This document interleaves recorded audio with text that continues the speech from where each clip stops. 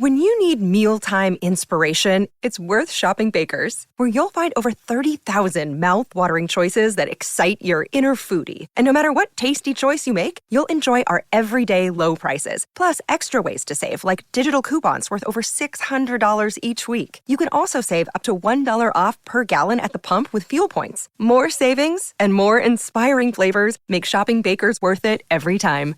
Baker's, fresh for everyone. Fuel restrictions apply. Take a former professional wrestler, pair him with a woman who played a professional wrestler, then stick them in the middle of Colombia in a non-wrestling movie. Bold move? Maybe. But in the case of Freelance, it actually equals a good time because no matter what the critics say, this film is not that bad.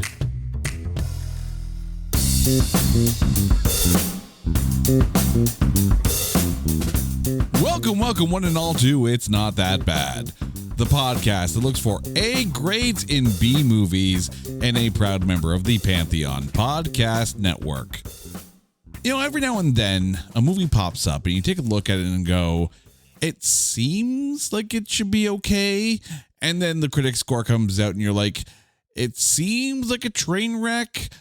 But you still have to go down that road, and go down that road we did, because today we are talking about Freelance. And here to join me, working for a freelance rate, my lovely wife, Carrie. Carrie, how are you doing today? I'm doing great. Now, was that a train wreck or a helicopter wreck? Oh, it could very well be a helicopter wreck. I'm just glad that as my lovely wife, you are allowing me to put the free in Freelance for your pay for this episode. You know what? I feel like I owe you for selecting this movie. You know what the funny thing is, dear listeners? So Carrie got me a t-shirt and got herself a t-shirt for the podcast because we were out at Niagara Falls Comic Con and she wore a shirt that said, unpaid movie critic. I would like to stress the unpaid part. She does this completely free and of her own free will. I'm paying restitutions for the pain that I have inflicted upon you with some of these movies. But no, this is one of the films where you kind of looked at and I looked at and we're like, yeah, this has to qualify, and qualify it did. But when you took a look at it, you saw the poster and you saw who's in it, what was your first reaction? I'm not going to lie. I really didn't do my research. I had no idea anything about this movie. Like, even up to the point where I hit play, when I searched it up on Netflix, I had no clue what to expect. Had no idea that John Cena, that Christian Slater was in this. I squeed when he came on the screen. I was like, oh, that's Christian Slater. I know that voice. I know that voice anywhere. And like literally, it made the movie. I mean, come on. John Cena, Christian Slater. You're giving all your notes away here. Two of my favorite actors. But here's the challenge. Who will be my VIP? Your VIP or your MVP? MVP. Do you even know what show you're on? I blah. Letters put together in some order. Well, before we figure out that question, and we have a bit to get there, and by the way, for the record, this film is not that old. It is less than a year old. It was released in 2023. So I do want to give you fair warning, dear listeners. We're probably going to spoil the F out of this film. So if you do want to watch it, it is available on Netflix. It's also available on Hoopla if you happen to have a library card. So go ahead, watch it if you want to beforehand before we ruin the film. But if you know us and you know the movies that we talk about, then you know that this might already be a public service announcement for you, so you don't have to watch it. But hopefully, at the end of the day, and the end of the show, we'll give you good enough reason to maybe give it a try. But before we get to that point, it is time to take Freelance and trailerize it. In the fictional country of Paldonia, Mason Pettis' military career came to a screeching halt when his mission to kill a dictator came to a crashing end. Now, this broken man returns to the country to protect a journalist who has scored an interview with that very dictator. It's a chance for revenge that gets sidetracked by random singing, awkward post-shower glances, and a constant second-guessing of who the bad guy really is. Can this freelance protection detail, hired by a company that takes freelance military work, keep this freelance journalist safe in freelance? Oh, I get it now. It makes sense. Rated R for Wrestlers in Paradise.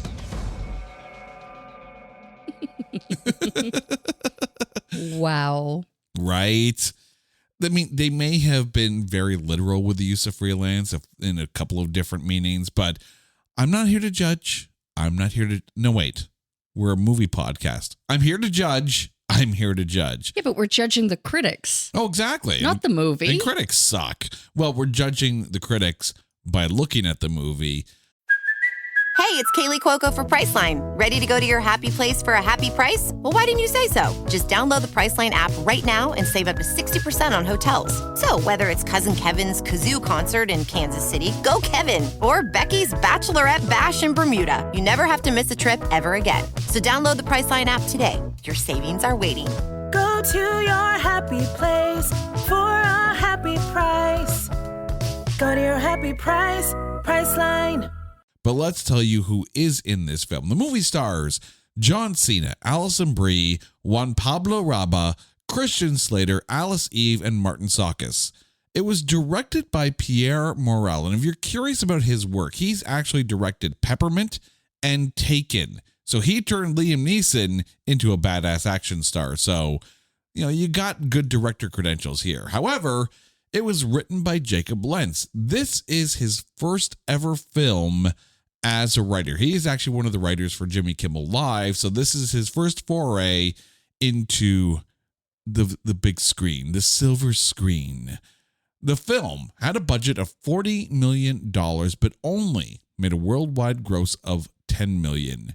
When it debuted on the October 27th, 2023 weekend, it debuted in number 8 with only $2 million. Number 1 that weekend was the debut of Five Nights at Freddy's with $80 million. And also debuting at number 4 was After Death, debuted with $5 million. Now, critics. We're going to have words, critics. Because this film debuted on Rotten Tomatoes with a 0% tomatometer. 0. Oh, come on now. Really? As of research for this episode, that has gone up. The audience score for this film currently sits at 76%. But the critics, they still suck because it sits at 8%. That means you are looking at a 68% swing between the critic score and the audience score, which may be one of the largest swings that we have seen in a movie that we have covered for this episode or for this podcast. 8%, Carrie. Your thoughts? Critics, right? It's definitely not a donut. Oh, God, no. It's not an 8%. I think if you had said it was somewhere between the 30s and 40s.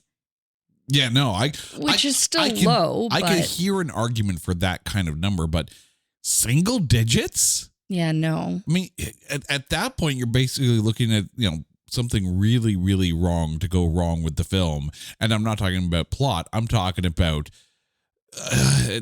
I don't know, Dennis Hopper dancing around like a mad lunatic. I don't know.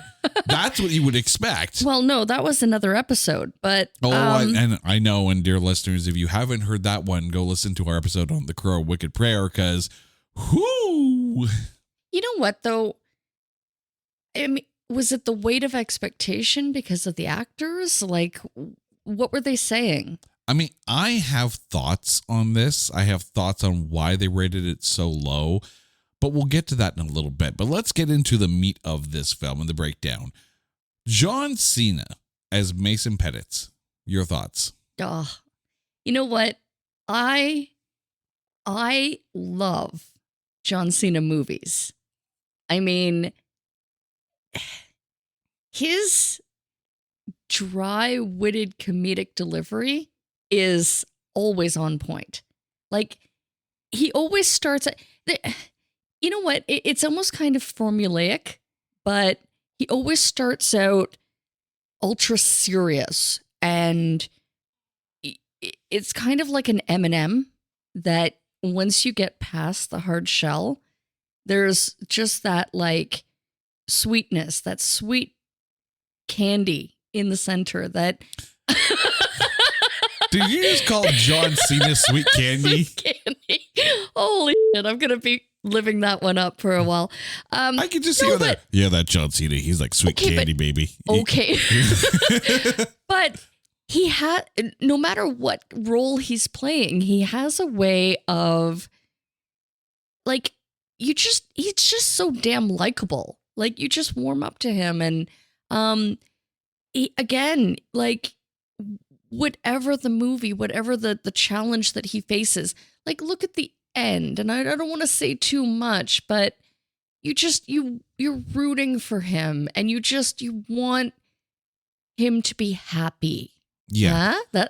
Huh? Yeah. I found a way of saying it without saying too much. But I mean, the whole plot or subplot of this movie is, no matter which field of work he's in, he's never happy. He just can't find his happy. Mm-hmm. But he found it. Oh, absolutely. I mean, let me defend your sweet candy man here for a second, okay? Oh my God. You're never going to live that down. I'm never going to live that down. Here's the thing. I completely agree with you that John Cena as an actor has a natural charisma about him on screen. And I think that also comes from his real life persona. We've mentioned it on this podcast before. John Cena apparently has the record for most Make-A-Wish visits for kids. So John Cena has a ton of good karma going on. And with this role, there's a good side and a bad side to this role. I want to get to the good side first, because there are points in this film where I question if they were needed in the film, but either way, it still makes Mason Pettis look like a good man. At no point does he stray from his all in all overall goal is to have a happy home life. And part of that is, yes, you were right. Part of that is finding the job that makes him happy for the 8 hours of the day. But then there's also the home life as well. And if he's happy in one side, then he's kind of happy in the other. But, so he is a former special ops soldier. And after that accident in the beginning, which, for the record, before I remember this or misremember it, the opening to this film and the way it's shot is freaking phenomenal. It's all like, it's like Doom Vision, right? It's all like from first person view through the whole thing. And I'm like, this is brilliant. This is great directing. I thought this was awesome. So the mission at the beginning and the opening of the film goes tits up. He falls out of a helicopter, ruins his back, and he can no longer do that which brought him joy. So he became a lawyer, which, yeah, no one likes a lawyer. Even lawyers don't like lawyers. But he's not happy. And he gets his opportunity to take this job as being personal security detail for this reporter that has this chance to interview the very dictator that shot down the helicopter that he was in, even though he was in that helicopter to go to the country to kill said dictator. But, that's beside the point. He's a man who forgot who he was for a while, and it led him to this point of kind of being pseudo separated from his wife and taking this job because it feels like the only chance he's got to find that happiness. And all of a sudden the action rolls around. But there are things that happen during that mission where you're like, oh no, they're going down this road. No, he doesn't do anything. He's still the good guy. He's got the good heart. He's the good man. It's all good. That's the good side. The problem is the way the script is written, because I don't know if the film knows what it wants to be. If it wants to be an action film or it wants to be a comedy film. It's kind of middle of the road on both, but doesn't really fully commit to what it's not funny enough to be an action comedy or a comedy action film, and it's not actiony enough to be an action comedy film. It needs to kind of grow both sides of it. But you know what? I loved that it had that balance. I mean, it didn't lean more to one side nor the other. And I think it was beautifully balanced. I mean, it wasn't overly actiony. I mean, there were action parts, but it was funny enough that it was kept light enough. And I really kind of think that it was beautifully done. See, I'll agree with you that it's equally balanced, but I think it needed more on both sides. And just let me draw a comparison here.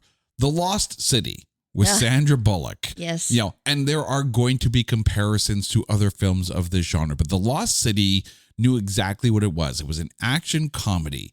So there was a lot of action, but actually I would call it more of a comedic action film because it kind of leaned more on the comedy side of things, but you had plenty of both. Romancing the Stone was more of that action comedy where, yeah, the interactions between the characters was pretty funny, but it also leaned more into the action. Same thing with the sequel to The Jewel of the Nile. The Rundown is another perfect example with The Rock, Dwayne Johnson, and Sean William Scott, how it's very much a comedic action film because there's a lot of humor in the dialogue. I think it's not necessarily the directing on this one, but I think it's the script. I don't think there were enough comedic or action beats to keep the viewer on their toes as to what was going to happen. It needed to be a little more chock-a-block with everything else. I think, though, there were a few scenes, most specifically with the president or with the dictator, as you say. With President Venegas, yes. I almost kind of felt like he's overdoing the comedy. Like it's almost kind of like it almost seemed out of sorts. Like it very much seemed like they were trying too hard. On his perspective. It's almost like they told John Cena that it was an action film, and they told Juan Pablo Raba, who played President Venegas, that it was a comedy film, and they didn't tell each other what they were told. Like one is playing it very much as a comedy film, one is playing it very much as an action film. Not everyone seems to be on the same page. You know what it felt more like is The Unbearable Weight of Massive Talent, which again, phenomenal film, but which, yeah, you know what, but with that, like, you know, with that balance or that mix of comedy and action, and it doesn't quite know which way it's going, or they'll break into comedy in an action scene and it's kind of like, really you want to go there now? Okay. Yeah, no, the comedic beats did feel a little bit oddly timed. But the thing, too, with The Unbearable Weight of Massive Talent is that it had on its side the power of, for lack of a better term, the meta value of it. The fact that it's Nicolas Cage playing Nick freaking Cage. Woo! We don't have that here. John Cena is very much playing it straight. The role itself and the way that Mason is written plays well to the persona that John Cena is naturally. I just think that the movie needed a little bit more funny and a little bit more action just to add to that balance. Alison Brie, who played Claire Wellington, this is the reporter that gets the opportunity to interview President Venegas and is under the protective detail of Mr. Mason Pettit. How was Alison Brie for you? She was like the perfect balance of like the TikTok kind of hip journalist, like MTV style, versus like she wanted this story so much to propel her career and, you know, for people to take her more seriously. Mm-hmm. But I found that even that scene where going down and she's conducting the interview, it was almost kind of like, I think I wanted a little bit more from her. Mm-hmm. Not that she didn't play her part well, but I think that it could have been more. What's the word? It could have been just a little bit more, Yeah. a little bit more journalistic, like a little bit more, kind of. And I hate to compare this movie, but a little bit more Civil War. That is a very different tonality on things. I'll agree with you. I mean, here's the thing. When we first meet Claire, when Mason goes to pick her up and bring her to the airport, she very much has this Lois Lane-esque kind of vibe about her. She's in charge. She's, going on this, daring trip to Paledonia to get this interview. She's going to, get the scoop. Like, she really comes across as Lois Lane, and at least as far as her style goes. By the way, tell me Alison Brie would make a phenomenal Lois Lane, like, for reals. I mean, could see that. I mean, don't get me wrong. I'm sure Rachel Brosnahan is going to kill it in the upcoming Superman Legacy film, but Alison Brie as Lois Lane would have slayed. Just putting it out there. The problem with Claire is that Lois Lane-esque tenacity that we see at the beginning falls into the comedic tropes, right? We did not need to see a scene with Claire trying to seduce Mason. There was nothing that precipitated that. There was nothing at all. And I understand that the scene is there to put Mason in a good light, but you diminish Claire by doing that. Yeah, you're absolutely right. Like, when I was watching, I was like, wait, did I miss something? Because that's so out of left field. I mean, unless it was stricken from the shower scene, but even at that, it's like, no. Yeah. It's just, again, you're very right that it no, you is stop, actually stop right there. It is actually a downfall of her character. Yeah. And but the problem then is that Claire can't recover from that because you put a crack in the Lois Lane armor that she's got. Do you know what I also disliked was her almost naive trust in the dictator that requested her specifically to come and Claire, do this interview or break this story. Claire is not that smart. It's like it was almost kind of like she failed to see the gravity of the situation. Yeah. I mean, the thing is, again, the first half of the film, until you get to that attempted seduction scene, this role plays into what Alison Brie can do very well. And if you haven't watched Glow on Netflix, you need to watch Glow. She kills it in that show. But the thing is that I'm constantly reminded of that scene in Glow where Alison Brie's character is auditioning for a role and she goes in there and does this like really intense scene, and then they cut back to the casting director. It's like, you're reading the man's part. I wanted more for Claire in that. Give her the strong lines, give her a stronger character, and don't reduce her to hot girl who's just basically there to prove that the man is good and then becomes the damsel in distress in the end. Like, you have Alison Brie in your cast. Give her gooder words. Make her say gooder things. Aw. Juan Pablo Raba as President Venegas. You mentioned him earlier. Your thoughts? Yeah. To circle back, I think he was quirky and fun, but I had a really hard time seeing him as a dictator, or, even like his kindness towards his people. It was almost kind of like, at what point was he Was he a dictator? Horrible, bad dictator. Like, he just seems like a really goofy, kind man. Yeah. But I think that's a measured choice. And this is where the spoilers are really going to come into play, dear listeners. So, if you're interested in watching it now, definitely take the time. So you go ahead. I'll let you pause. And welcome back to the show. But the thing is, Venegas was never a bad guy to begin with. So the whole premise is that there's something in the soil. It was one of the minerals that's available or just natural to Paldonia that goes into making circuit boards and electronics and stuff like that. So Paldonia has this. It's rich in natural resources that can be exported and used in electronics.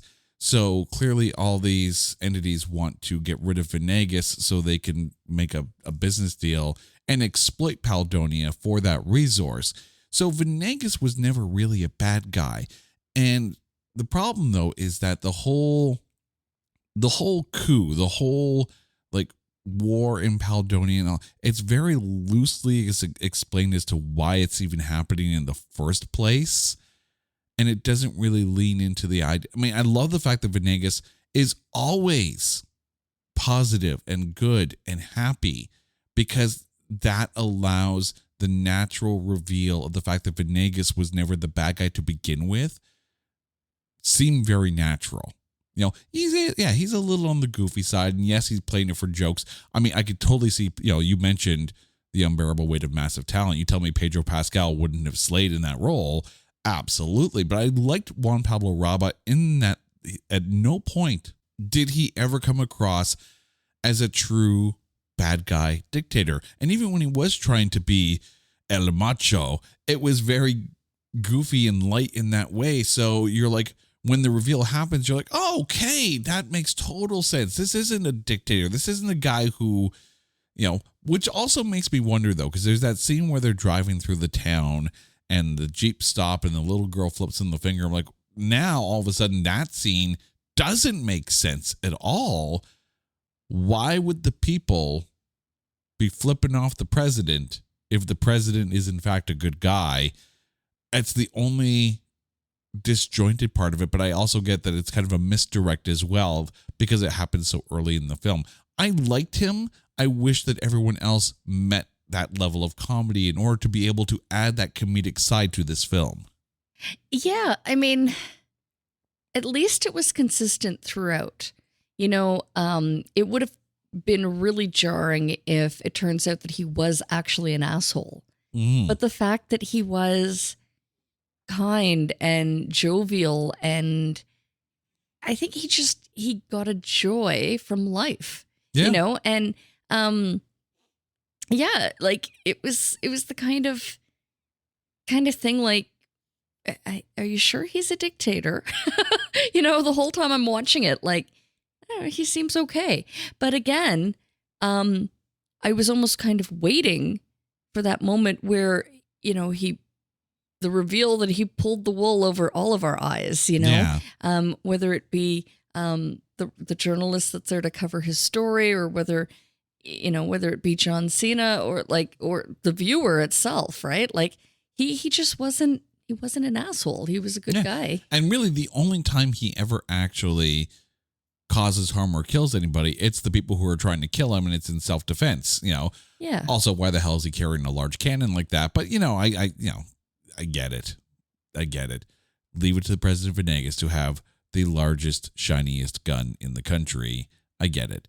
Martin Sakis, who played Colonel Jan Kohorst. I hope I got that name right. This is the guy, the foreigner that's basically in Paldonia, who is kind of masterminding the coup. Your thoughts on him? Yeah. As soon as he showed up, I'm like, no, he's the bad guy. He's the baddie. I think the problem here, and you're right, he's perfect for the role, but we don't get enough of him for me to give a shit about when he's defeated. No, but we have enough to go on that we celebrate. I know, but maybe it's just me. I want to know the baddie more. So when he gets his comeuppance, I can enjoy it a bit more. Like when we meet him first, it's like, he's watching his daughter do the ballet recital and all that. And he hears that the president is still alive. And then he goes into to go kind of take care of it himself. But we never really spend much time in seeing his cruelty. That's the thing. This is a guy who's getting ready to kill, or at least have the president killed, so he can basically sell out his country for the natural resources that it holds at the, basically to benefit himself as opposed to the country. Show me more of that. Show me his cruelty to the people of Paldonia. Show me his disdain for life. Show me his not caring about anyone but himself. I want to hate the baddie. Give me more of the baddie. Is that bad that I want more bad guy? Because that's the thing too. Venegas has already proven that he's not a bad guy. So give me the person to root against. So when they get their comeuppance, boom, we're good. Christian Slater as Sebastian Earl. Apparently this is your other Candyman here. So Christian Slater for you. I'm gonna give you the moment. Do you need a moment alone in the recording studio? Oh my God. I wanted more of him.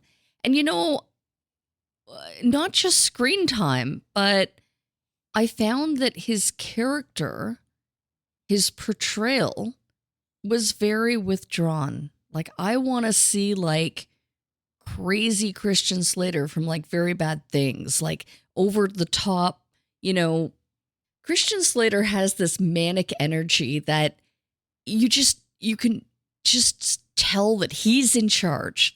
He takes charge of the situation, and I don't know, he just kind of commands the scene. And I didn't see enough of that in this role.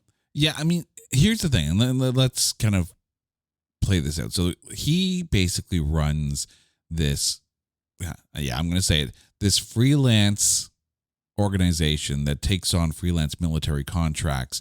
So he's the one that hires Mason to do the job because they were both part of that team that got hit, the helicopter got hit kind of thing. So he was part of that unit. So he's helping Mason out by hooking him up with his contract. Also in the hopes that, given the proximity, Mason will be able to kill Venegas and get the revenge for killing half their team. Yes, I completely agree that more Christian Slater would have been good. But here's the thing. Christian Slater's role is important in this because it makes you question who's pulling the strings. There are times when you sit there and go, is Sebastian Earl really the orchestrator of everything? Is this coup happening at the point that Mason's there because he orchestrated it? Or is it this colonel that's also running the coup from inside? There are so many different power pieces in play that you have to question who's on whose side. I like the fact that Christian Slater added a bit of ambiguity to it. I like the fact that you weren't exactly sure if Sebastian Earl was really on Mason's side or if he was basically setting Mason up to be the fall guy for something that was going to happen to Venegas, and then Mason would have to get his own ass out of Paldonia. So it's really fascinating what he did. I think it works well for Christian Slater too. It's kind of like the role that he voiced in Archer, very similar to that kind of role. But I mean, Christian Slater can do so much. You're right. He can take control of a scene. He can be large and in charge, but he can also be a little bit more on the, you're not quite certain of this guy, almost like that Mr. Robot role that he had. You're not quite certain if he's on the up and up, if he's on the side of the good guy or not. There are so many good films with him that all of a sudden you're and that showcase his range. It is a little bit of an understated role, but I also think that it was important to not take away from Mason and what was happening in Paldonia. I think he was used enough in order to make you question whether he was on the up and up or not. But I'm always going to say I want more Christian Slater. If Christian Slater's in the movie, I want at least 55% to be Christian Slater scenes. I get it. Yeah. I understand. He's your other sweet candy man. Alice Eve, who played Jenny, Mason's wife. I need to say this right now. This was a waste of a perfectly good Alice Eve. But your thoughts? Yeah, unless I missed something, at first I was like, at what point did their relationship really get so bad? You know, like I had no idea that they were separated. I thought they were maybe, I don't know, just married, but maybe the spark just needed a rekindle. But I mean, I love that it came around. I love that it all worked out. Yeah, I don't like to, because I'm not a professional writer, so I don't necessarily like to bash on writers, but this film doesn't write out the women very well. You know, we have issues with Claire Wellington trying to seduce Mason for no apparent reason whatsoever. And then you have Alice Eve, and I really wish that we had a bit more time getting to know Jenny, because then we could understand. Because yes, Mason is kind of a broken man at the point that he takes this contract. And yes, he's kind of, you know, maybe a little forgetful because he's lost. He's lost in trying to remember how to be happy. And I wish we had a bit more time with Jenny to be able to sit there and say, you know what? She's trying. She's trying. And she recognizes that Mason is searching for something.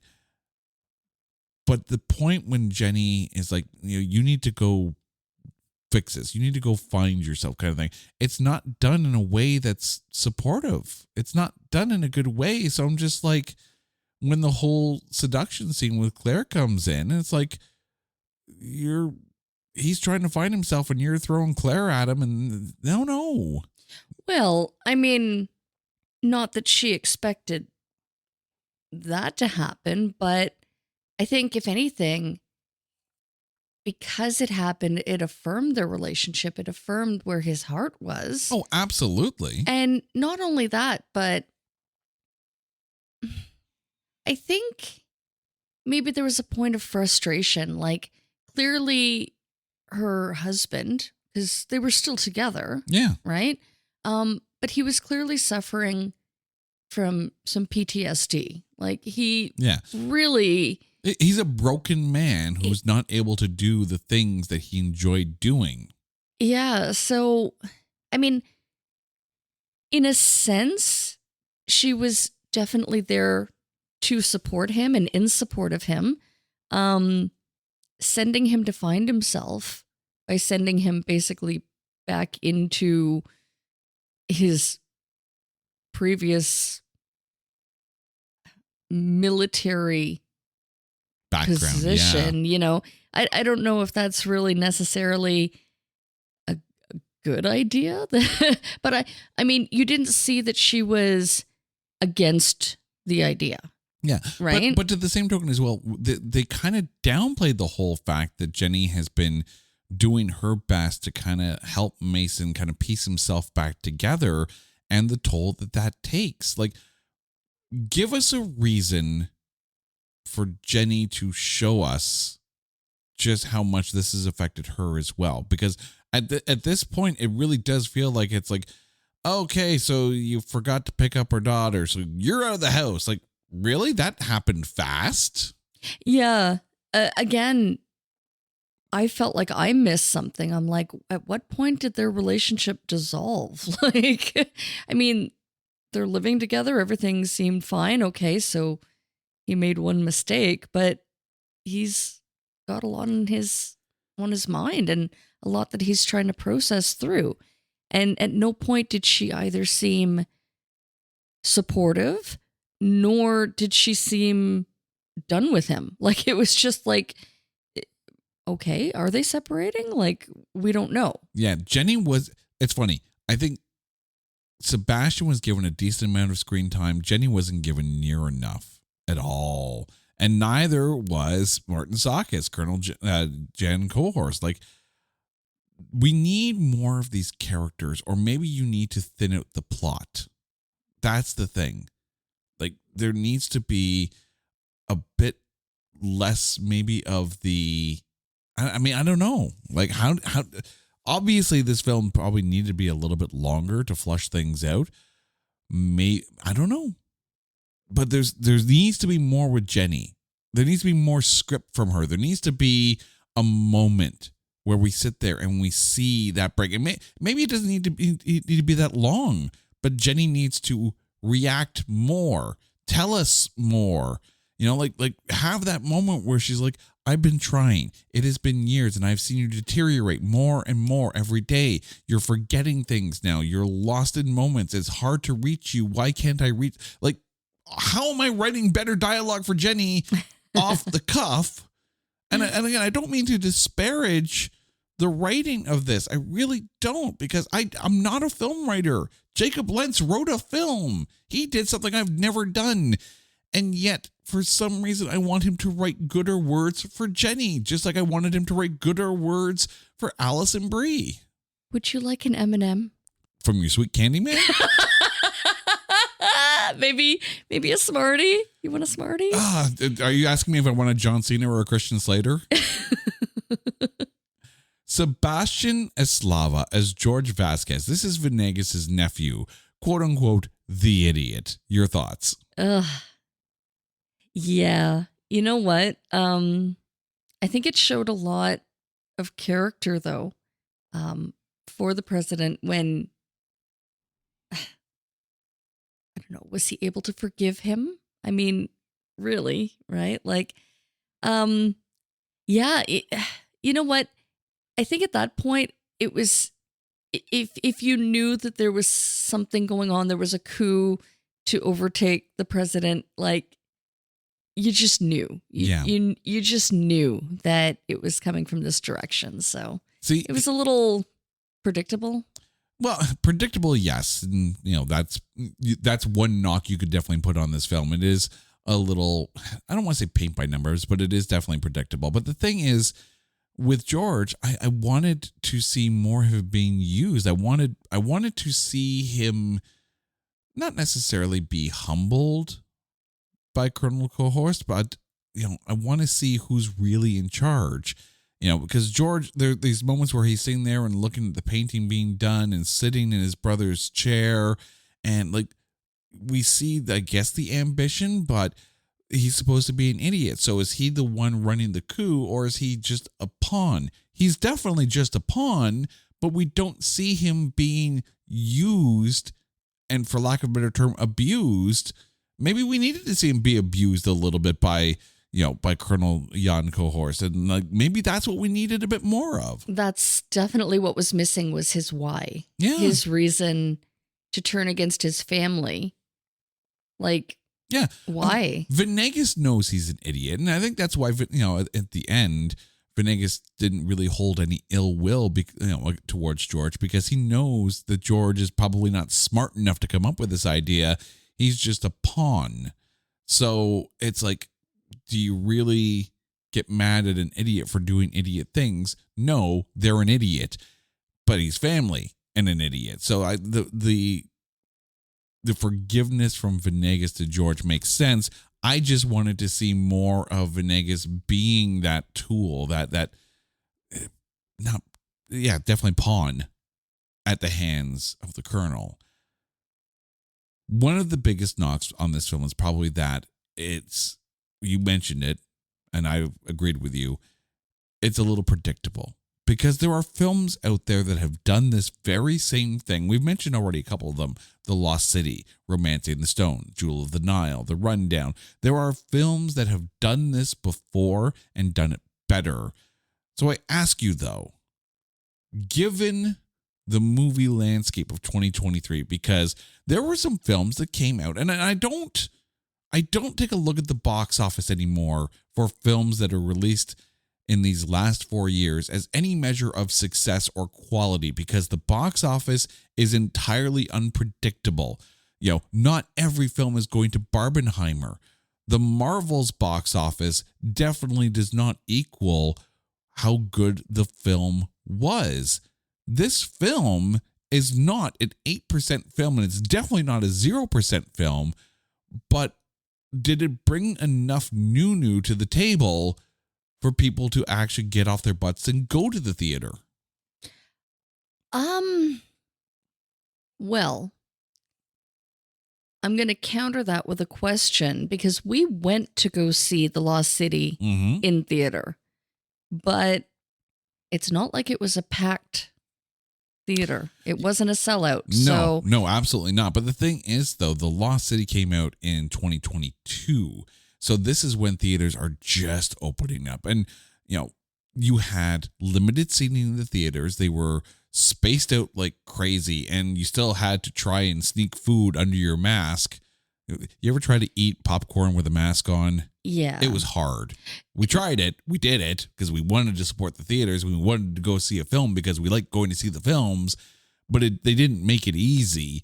So box office aside, though, I don't even remember a trailer for this film or any kind of promotional material. No, and that was the second point, is that this one really came in under the radar. Like it wasn't, it definitely, I mean, even up until, you said, check out Freelance. I'm like, okay, had no idea who was in it, what it was about. I really enjoyed it personally, but I do think it feels like a Netflix movie. Yes, thank you. Because that's the thing. As I was writing this script and I was writing my intro, and I was, like in the history of, straight to streaming movies. No, wait, they had a box office, not straight to streaming. How was there no marketing campaign for this film? You have big name actors in this film, and it's different. People complain about superhero fatigue and some of these big budget films that do nothing but regurgitate the same ish over and over again. Fine. Have superhero fatigue. But when a film comes out that's different and brings something a little bit fun to the theaters, go see it. But I don't blame people if they didn't even know it was out there. Like, I don't remember this being in theaters at all. I'm thinking back, and I definitely remember hearing about FNAF coming out to theaters. So I wonder if maybe it was lost in that. FNAF sucked the air out of any other movie campaign, but I don't remember any campaign about this film at all. I don't remember any trailers preceding movies. I don't remember any posts about it. It kind of just happened. It really did feel like a straight to streaming, straight to DVD type film. And yes, at $40 million budget, it would have worked as a straight to streaming. Like if Netflix had come out and said, yes, we produced this film, I would have believed it. Was it like an international release, or was it a limited release? No, it was a North American release, but it just had not much in the way of actual promotion at all. Like, if you're a fan of John Cena and you're going to follow him, like my wife does. I like M&M's. That's sweet candy man. But then you're going to know that this film is coming out. But if you don't know that it's coming out, you're going to be sitting there going, when did this happen? Okay, I like John Cena. I like Christian Slater. I had not a clue. Like, and it's not, was it around the same time as Peacemaker, though? Now that I think back? No, Peacemaker came out in 2022. But the other thing, too, is this.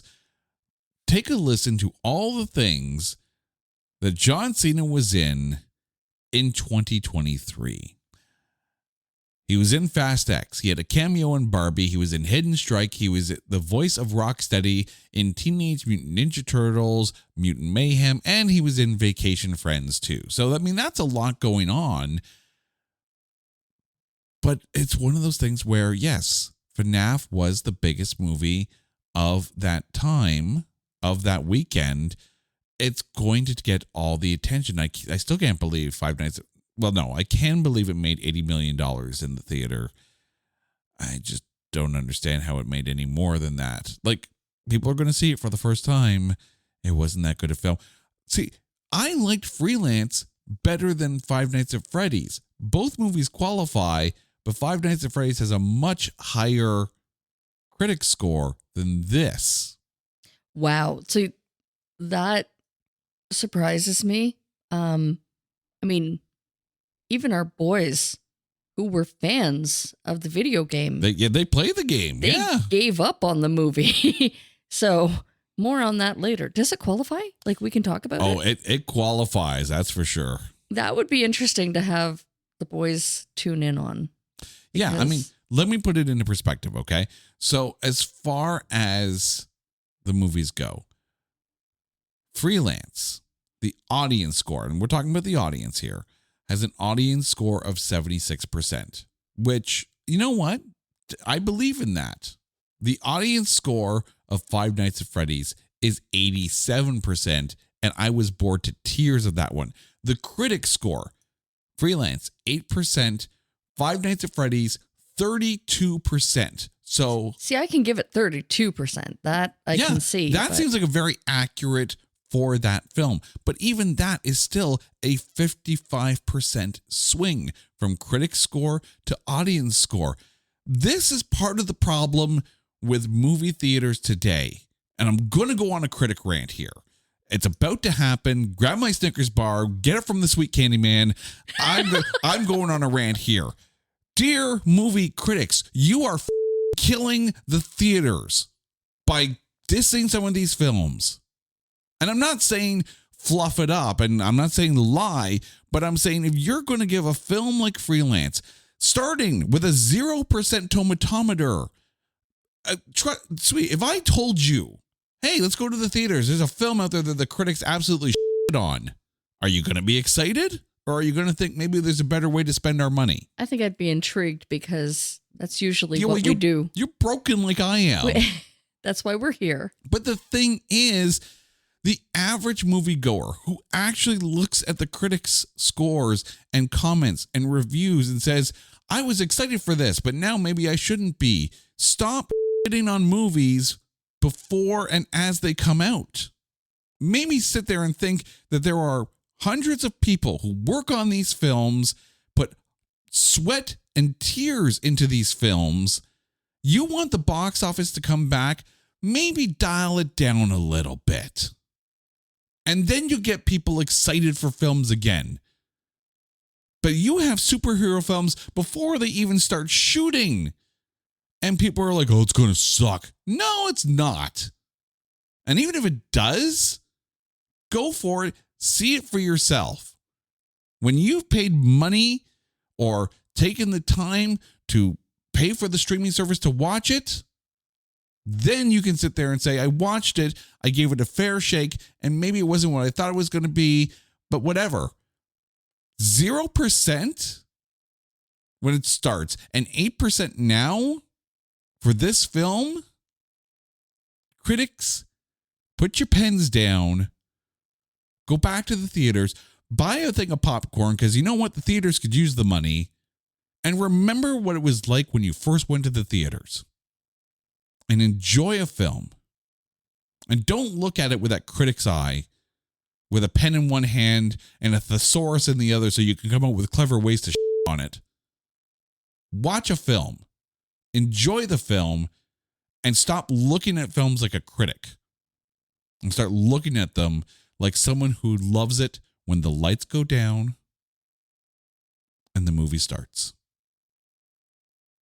Because then, movies like this, fun, action comedy romps with a realistic budget and a chance at actually making a little bit of money.